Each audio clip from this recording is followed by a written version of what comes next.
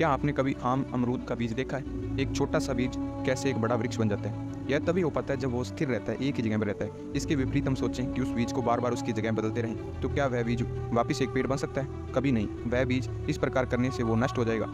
उसी प्रकार हमारा दिमाग काम करता है। मेहनत तो सभी करते हैं, लेकिन किसी स्थिर चीज़ पर एक लक्ष्य को बनाकर जो मेहनत करता है वही कामयाब होता है। बाकी कामयाब कभी नहीं होते। वह भटकाव में रहते हैं और भटकाव में ही रह जाते हैं।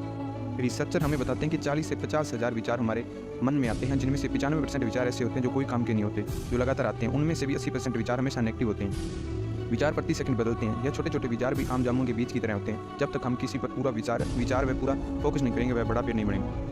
इसका उदाहरण हम थॉमस एडिसन से ले सकते हैं, जिसने 1000 वर्ष फेल होने के बाद बल्ब का निर्माण किया। यदि वो एक पल के लिए सोच लेते कि इसका निर्माण नहीं होगा, तो वो कभी भी बल्ब का आविष्कार नहीं कर सकते थे। जब आप अपने लक्ष्य पर स्थिर रहते हैं, फोकस रहते हैं, तब आपका दिमाग एक से बढ़कर एक सॉल्यूशन देने लगता है, बेहतर रिजल्ट देने लगता है और आप जीवन में निरंतर आगे बढ़ते चले जाते हैं।